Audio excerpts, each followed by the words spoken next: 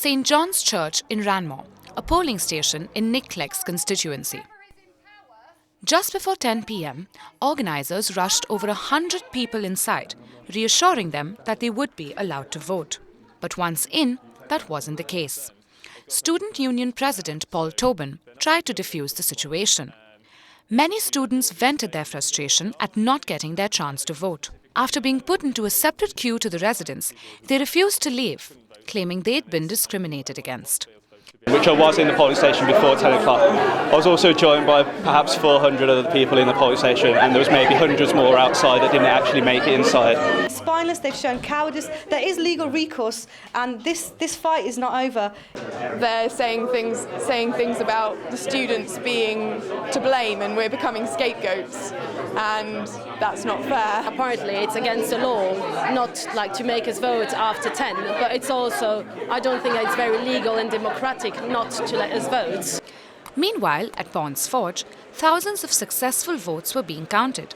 The returning officer for Sheffield says that polling stations were right to refuse votes after the deadline. He says they were given advice directly from the Electoral Commission. We then took advice to the Electoral Commission, national agency, national body, and they were very clear that you cannot issue a ballot paper after 10 o'clock. So, despite the fact that we'd actually merged all the queues into one, it was irrelevant. We could not issue a ballot paper after 10 o'clock. But during his winning speech, Sheffield Hallam MP Nick Clegg was critical of what had happened. And I think it is just not right that hundreds later found themselves unable to exercise their vote when the polls closed. That should never, ever happen again in our democracy. In less than 24 hours, over 3,000 people have signed up to a Facebook group to show their anger. One member said, "Student or not, anyone who turned up before 10 p.m. should have their vote counted.